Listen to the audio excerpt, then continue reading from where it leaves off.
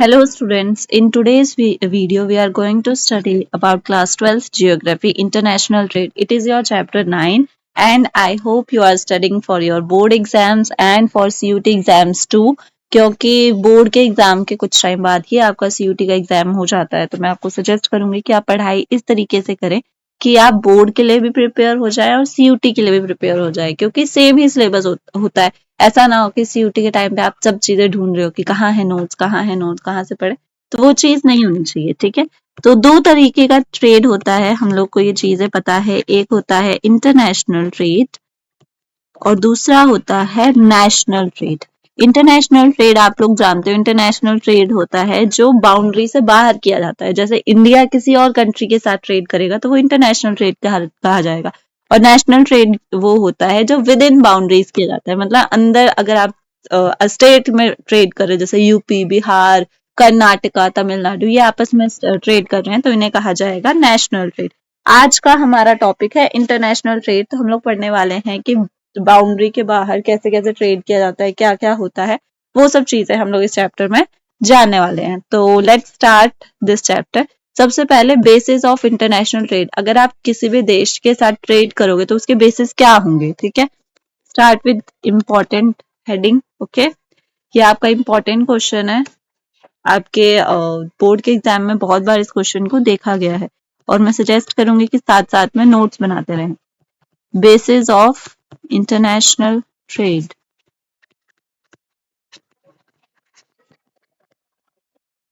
So trade किस किस आधार पे किया जाता है, क्या क्या बेसिस है इसके। तो first basis is difference in national resources. Difference in national resources. मैं आपको दोबारा याद दिला रही हूँ कि आपको अपने नोट्स बनाने हैं और जो मैं बीच बीच में बोलती हूँ आप वो चीजें भी नोट कर सकते हो अपनी लैंग्वेज में फटाफट फटाफट, ताकि जब भी आप पढ़ने बैठे तो आपको पता रहे कि आपने क्या चीज कहाँ लिखी है और उसका क्या मतलब है। सो डिफरेंसेस इन नेशनल रिसोर्सेज, इसका मतलब है आपको पता है कि जो हमारी अर्थ है वो इवनली नहीं बनी है, अनइवन है।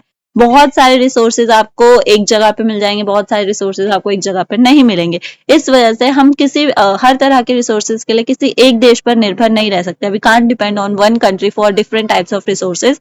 We have to go to other countries for resources, such as in India or in Asia we don't find oil, okay, so we need to import them from other countries।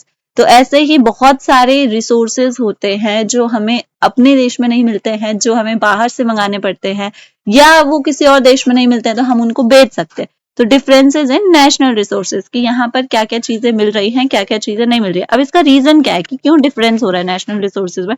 क्योंकि हमारा अर्थ unevenly distributed है, ठीक है। The world is unevenly distributed with resources. कहीं पे climate का फर्क पड़ जाता है, कहीं पे सॉइल का फर्क पड़ जाता है, ठीक है। तो ये सब रीजन हैं जिसकी वजह से different resources are found at different places. Okay, next one is geological structure. Geological structure. अब हम ये नहीं कह सकते कि हर तरह का देश जो है वो इंटरनेशनल ट्रेड के लिए सही है, हर जगह पर आप ट्रेड कर सकते हो। नहीं, बहुत सारे देश ऐसे हैं जहाँ पे कितने कितने सालों तक कितने कितने समय तक बर्फ पड़ी रहती है। You can't trade with that place, क्योंकि अगर बर्फ पड़ी रहेगी तो आपका एक्सपोर्ट इम्पोर्ट कैसे होगा, ठीक है। तो ऐसी भी जगह है, कुछ जगह ऐसी है जहाँ पे काफी सारी चीजें होती ही नहीं है, बर्फ पड़ी रहेगी तो बहुत सारी चीजें नहीं उगा पाओगे, फिर वहां पे आप क्या ट्रेड करोगे। तो ये सब चीजें भी देखी जाती है। Next is climate, very important, ठीक है। कि जो क्लाइमेट है ये इन्फ्लुएंस करता है फ्लोरा एंड फौना को कि कैसे कहा। अगर क्लाइमेट अच्छा नहीं होगा तो आप खेती नहीं कर सकते। If you can't get rain then how will you grow different types of crops, you can't grow. Okay, so जो क्लाइमेट है ये बहुत ज्यादा फर्क डालता है कि आपके एरिया में फसल होगी या नहीं होगी, क्रॉप्स होंगी या नहीं होंगी, ठीक है। नेक्स्ट रीजन है इंटरनेशनल ट्रेड के लिए पॉपुलेशन फैक्टर, ठीक है। This is an very important factor. क्यों? फॉर एग्जाम्पल आपके देश में 100 केजी वीट उगता है, ठीक है। बट आपके देश में 100 ही लोग हैं और वो पूरा पूरा खा जाते हैं, तो आप एक्सपोर्ट कर पाओगे? नहीं कर पाओगे, आप नहीं बेच सकते सामान। अगर आप 200 केजी व्हीट उगाओ, तब आप एक्सपोर्ट कर सकते हो, क्योंकि आपको जितना नीड है आप उससे ज्यादा उगा रहे हो, तब यू कैन एक्सपोर्ट। बट अभी जितना आप उगा रहे हो उतना ही आप कंज्यूम कर जा रहे हो, तो आप ट्रेड नहीं कर पाओगे। तो पॉपुलेशन जो है वो बहुत ज्यादा मैटर करती है कि आप क्या अपनी पॉपुलेशन का पेट भर पा रहे हो किसी भी चीज में, क्या आप अपनी पॉपुलेशन का पूर्ति जो है वो कर पा रहे हो नहीं, या नहीं कर पा रहे हो। अगर आप अपनी पॉपुलेशन को पूरा फुल करके फिर आप सामान बेच रहे हो तो वो चीज अच्छी होती है, ठीक है। बट ऐसा है कि आप अपनी पॉपुलेशन को नहीं दे रहे हो और बाहर वो चीजें बेच रहे हैं, तो वो चीजें गलत है, ठीक है। तो आप ट्रेड कर भी नहीं पाओगे वैसे ज्यादा समय के लिए। ओके, नेक्स्ट है कल्चरल फैक्टर्स। अब कल्चरल फैक्टर कैसे इफेक्ट करते हैं, अलग अलग देशों में अलग अलग तरह के कल्चर्स पाए जाते हैं, और उन कल्चर्स की वजह से अलग अलग आर्ट एंड क्राफ्ट की चीजें हमें देखने को मिलती हैं, ठीक है। जैसे चाइना में हमें अलग चीज देखने को मिलती है, ईरान में हमें कारपेट्स देखने को मिलते हैं, इजिप्ट में हमें परफ्यूम्स देखने को मिलते हैं। तो ये कल्चरल फैक्टर्स हैं जो एक जगह से दूसरी जगह इंटरनेशनली ट्रेवल करते हैं, ठीक है। And it is also helpful to you, क्योंकि आपको एक अलग कल्चर के बारे में जानने को मिलता है। नेक्स्ट है stage of economic development. Economic development, अब सिर्फ वही देश ज्यादा अच्छे से ट्रेड कर पाते हैं जो काफी ज्यादा डेवलप्ड है, इकोनॉमिकली स्ट्रांग है। अब पाकिस्तान जैसा देश क्या आपको कोई चीज बेच सकता है? कि उसके पास खुद को खाने के लिए नहीं है, वो क्या बेचेगा, ठीक है। तो अगर आप कोई ट्रेड करना चाहते हैं, इंटरनेशनल ट्रेड करना चाहते हैं, तो उससे पहले आपके पास इतना होना चाहिए कि आप अपने देश को संभाल सके, मतलब अपने देश को पूरा खिला सके पिला सके, अपने देश के लिए पूरा कर सके, फिर आप लोग ट्रेड करने के लेवल पे आते हो। अगर आपके पास उतना नहीं है then you should not trade, okay. क्योंकि उससे आपका इकोनॉमिक कंडीशन और ज्यादा खराब हो जाएगा कि आप अपने देश को नहीं दे रहे हो, बाहर बेच रहे हो, ठीक है। So that will worsen your condition. Next, transport. It is an very important factor, क्योंकि बिना ट्रांसपोर्ट के सामान इधर से उधर लेके जाओगे कैसे, पहुंचाओगे कैसे? तो बिना ट्रांसपोर्ट के तो कोई बात हो ही नहीं सकती है। So these are the basis of international trade. Now aspects of international trade की क्या क्या एस्पेक्ट्स होते हैं इंटरनेशनल ट्रेड के। Another important question, I am making you write headings only. You will make your own notes. And if you want notes, you can comment down. Aspects of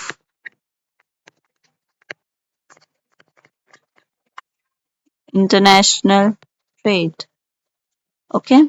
So ऐसे कौन कौन से aspects हैं जो international trade को influence करते हैं? Just okay. Volume of trade,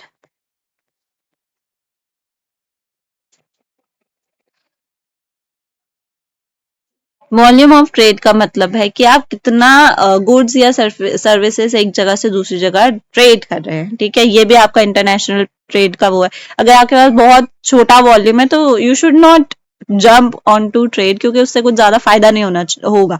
international market में आपको तब जंप करना चाहिए when you have surplus of things और a big quantity of things, but you don't have surplus of things, then you should not jump on international trade, okay. So volume of trade matters. Second, composition of trade.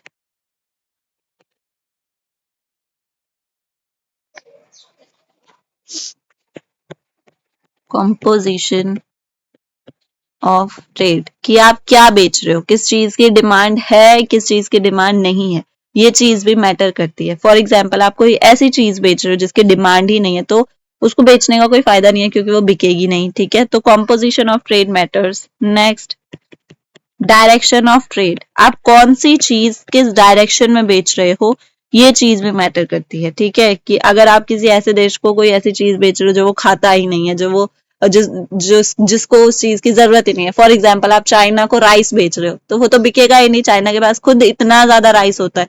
तो आपको ये चीज भी देखना होता है कि आप कौन सी डायरेक्शन में किस चीज का ट्रेड कर रहे हो, it matters a lot, okay. So ये तीन चीजें हैं आपकी important. Next heading is types of international trade. Types of international trade. So दो तरह के ट्रेड होते हैं। First one is bilateral trade, तो बायलैटरल ट्रेड क्या होता है, जब दो देश एक दूसरे के साथ ट्रेड करते हैं, ठीक है, इसमें टू कंट्रीज होते हैं। For example India and Sri Lanka अगर ट्रेड कर रहे हैं तो वो बायलैटरल ट्रेड में आएगा, ठीक है, जहां पे सिर्फ दो देश होते हैं और तीसरा कोई नहीं होता है। और एक होता है multilateral trade. Multilateral trade. What is multilateral trade? It means more than two countries. Okay, more than two countries. अब इसमें कितने भी हो सकते हैं, आप 5 हो सकते हो, आप 10 हो सकते हो, आप 20 हो सकते हो, कितने भी हो सकते हो, बट 2 से ज्यादा होंगे, ठीक है। तो ये होता है मल्टीलेटरल ट्रेड। और बहुत सारे देश ऐसा ट्रेड करते भी हैं, बहुत सारे अलग अलग तरह के ग्रुप्स बने हुए हैं। आपको सीयूटी के एग्जाम में पूछा जा सकता है, जैसे आपको कुछ ग्रुप्स के नाम दे दिया और आपको बताना होगा कि इनमें से कौन सी मल्टीलैटरल ट्रेड वाली ग्रुप है, ठीक है। नेक्स्ट है balance of trade. What is balance of trade? Very very important question, बहुत बार एग्जाम में आया और बच्चों को पता ही नहीं होता क्योंकि पढ़ते ही नहीं है, सोचते हैं कि इस टॉपिक को छोड़ दे, बट नहीं, इंपॉर्टेंट टॉपिक है ये। बैलेंस ऑफ ट्रेड, तो ये क्या होता है? ये रेफर करता है कि जो गुड्स एंड सर्विसेज है वो कितनी एक्सपोर्ट हुई हैं और कितनी इंपोर्ट हुई हैं, उसको अगर आप मेंटेन करो या उसको अगर आप सर्विलेंस में रखो तो वो होता है बैलेंस ऑफ ट्रेड, ठीक है। इट रेफर्स, चलो मैं ये लिखवा देती हूँ आपको, it refers to the volume of goods and services imported and exported by one country to other countries. Okay, तो ये होता है आपका बैलेंस ऑफ ट्रेड। अब अगर पूछा जाए कि फेवरेबल बैलेंस क्या होगा, मतलब ऐसा बैलेंस जो कि अच्छा हो, ठीक है, पॉजिटिव हो, जो काम आए, तो वो क्या होगा? फेवरेबल बैलेंस होता है ऐसा ट्रेड जिसमें एक्सपोर्ट की वैल्यू जो है वो इंपोर्ट की वैल्यू से ज्यादा हो, ठीक है।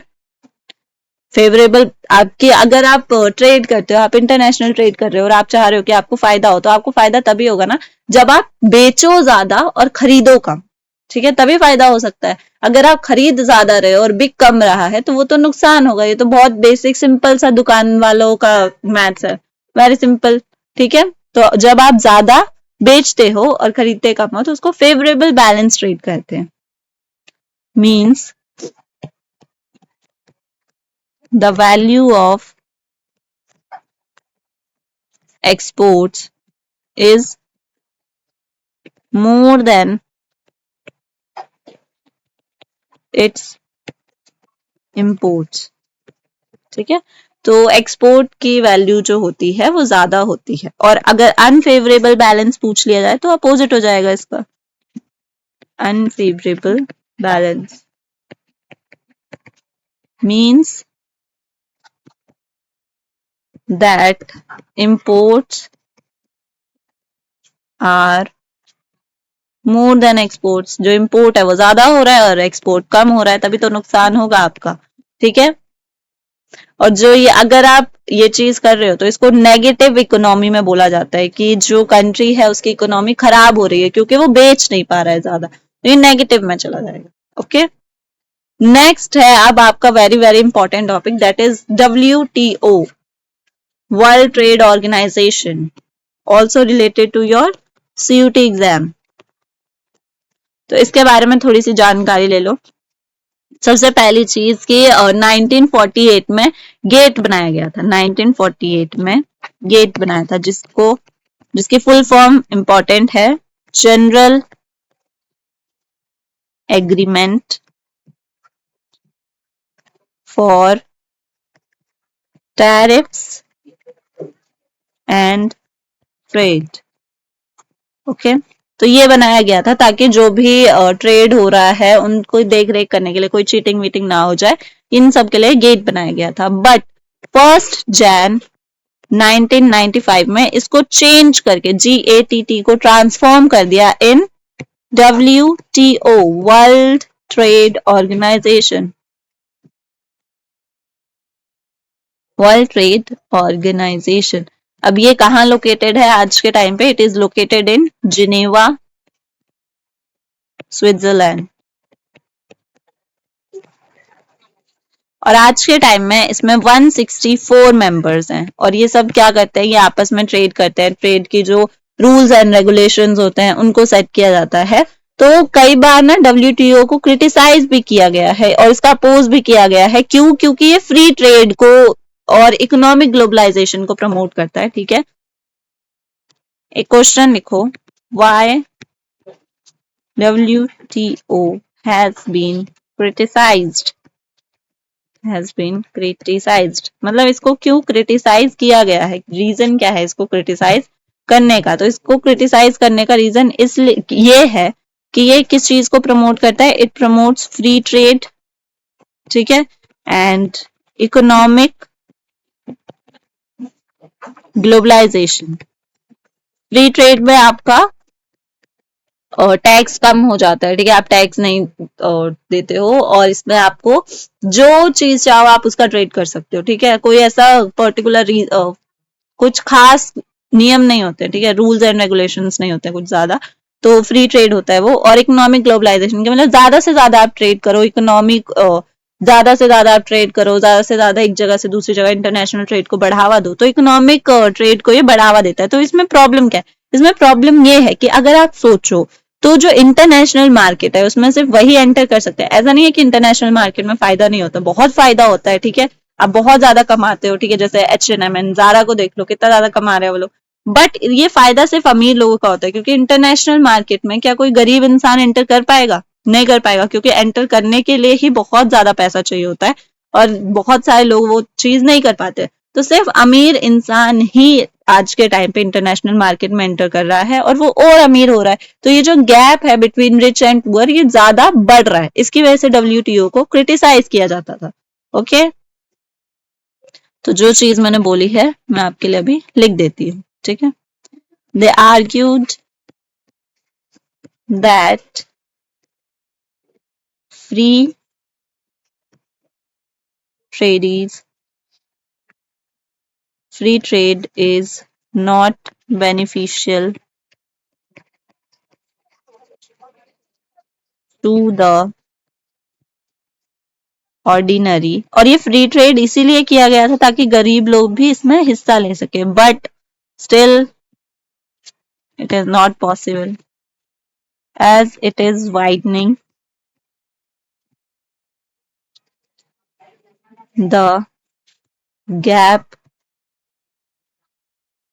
between rich and poor. Okay, अब आ जाते हैं concerns related to international trade. I hope आपको यहां तक समझ आया होगा। नेक्स्ट हेडिंग है आपकी कंसर्न्स रिलेटेड टू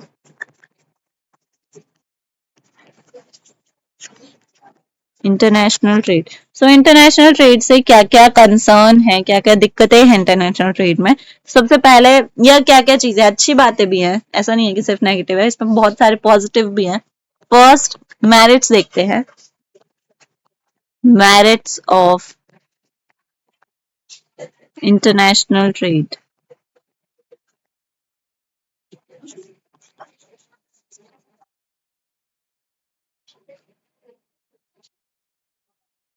तो इंटरनेशनल ट्रेड जो है वो बेनिफिशियल है क्योंकि ये रीजनल स्पेशलाइजेशन को बढ़ावा देता है। ठीक है, रीजनल स्पेशलाइजेशन क्या होता है? फॉर एग्जांपल आपके एरिया में कोई खास चीज बिकती है, ठीक है, तो आप उसको ऑल इंटरनेशनल लेवल पे मशहूर कर सकते हो। तो आपके रीजनल स्पेशलाइजेशन को बढ़ावा मिला। ठीक है, किस चीज को प्रमोट करता है? Regional specialisation. और हायर लेवल ऑफ प्रोडक्शन, अगर आप इंटरनेशनल मार्केट में ट्रेड करते हो तो आपका प्रोडक्शन लेवल और ज्यादा बढ़ जाता है। Higher level of production. Better standard of living, अच्छा कमाओगे तो अच्छा जियोगे। ठीक है, बेटर स्टैंडर्ड ऑफ लिविंग, इसलिए पढ़ाई भी करो तभी कमा पाओगे। नेक्स्ट अब जो भी गुड्स होते हैं वो पूरे वर्ल्ड वाइड में अवेलेबल होते हैं, ठीक है। फॉर एग्जाम्पल कोई पर्टिकुलर चीज जो है वो एक जगह, आज आप यहाँ पे बैठे हुए रेयर ब्यूटी के प्रोडक्ट्स यूज कर पा रहे हो, बहुत सारे लोगों को नहीं पता होगा और जिनको पता है उनको अच्छी बात है। रेयर ब्यूटी एक इंटरनेशनल मार्केट का प्रोडक्ट है, ठीक है, जो इंडिया में नहीं बनता, ये बाहर से आया है, ठीक है, किसी और कंट्री का है, आई गेस अमेरिका का है ये शायद से, आई एम नॉट श्योर। तो ये इंटरनेशनल मार्केट की वजह से ही, इंटरनेशनल ट्रेड की वजह से ही आज इंडिया में बिक पा रहा है। तो जो वर्ल्ड वाइड गुड्स होते हैं वो भी आपको आसानी से किसी भी जगह पे मिल जाते हैं, ठीक है। World wide availability of goods, ठीक है, and diffusion of knowledge and culture भी हमें देखने को मिलता है। आप अलग अलग तरह का नॉलेज और कल्चर के बारे में जानते हो। Diffusion of knowledge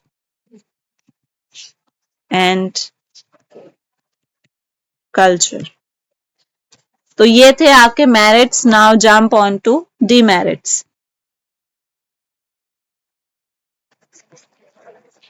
demerits of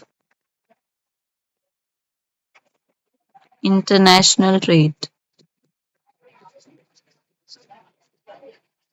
कि इसकी कमियां क्या क्या हैं। ऐसा नहीं है कि सब चीज अच्छी होती है। सबसे पहला कि ये आपके डिपेंडेंस को बढ़ा देता है on other countries. For example अगर आप कोई चीज नहीं बना पा रहे हो तो, और अगर आप बाहर से मंगा रहे हो तो आप डिपेंडेंट रहोगे उस पे कि हाँ अरे पैसे देके मिल तो जाता है तो वहीं से मंगा लेते हैं, कौन मेहनत करे। तो ये चीज बहुत ज्यादा देखने को मिलती है कि आपकी डिपेंडेंस बढ़ जाती है। लीड्स टू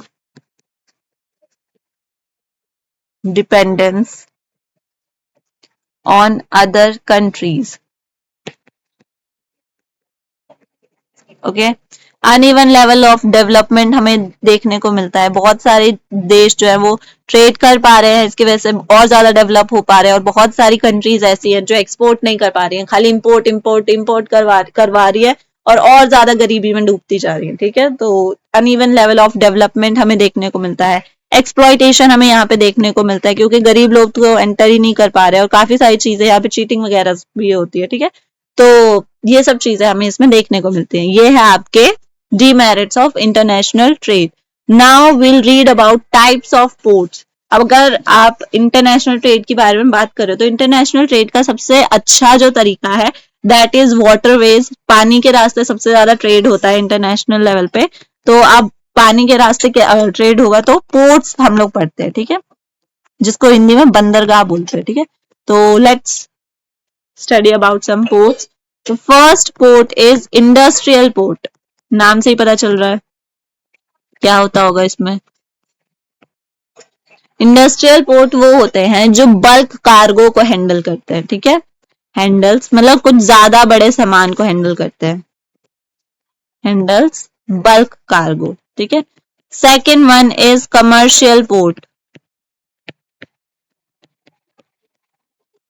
ये पैकेज्ड प्रोडक्ट्स को हैंडल करते हैं, ठीक है, जो पैकेट में आता है ना उनको हैंडल करते हैं ये। Handles packaged product. एंड फिर आता है comprehensive ports. Third one is comprehensive ports.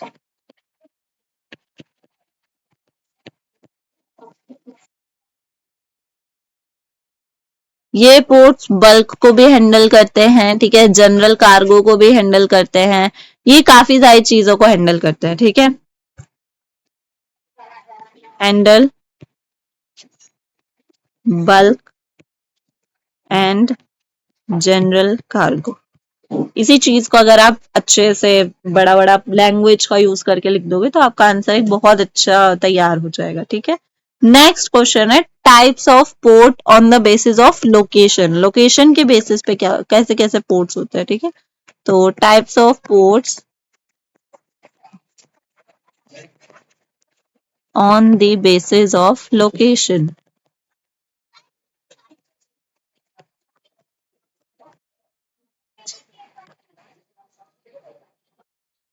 First one is inland ports. Inland ports क्या होते हैं, तो ऐसे ports ports located away from the sea, ऐसे पोर्ट्स जो सी से दूर हो, ठीक है, जैसे रिवर के किनारे हो गए या कहीं पे भी, बट वो सी के किनारे नहीं होते, तो उन्हें इनलैंड पोर्ट्स कहा जाता है। Ports located away from the sea, ठीक है।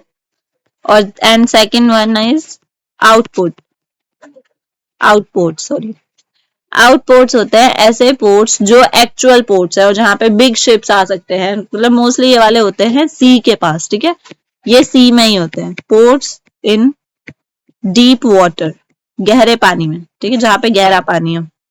Built away from the actual ports, जो एक्चुअल पोर्ट होते हैं उनसे दूर बनाए जाते हैं क्योंकि ये गहरे पानी में होते हैं और बड़े शिप्स के लिए होते हैं। And serving big ships. तो यहाँ पे आपका चैप्टर हो जाता है finish. I hope you have understood this chapter and you also made the notes of this chapter. We'll meet in next class, and if you have any kind of doubt you can comment down and I'll make sure that your doubt will be answered, or if you want notes of this chapter you can comment that also. Thank you.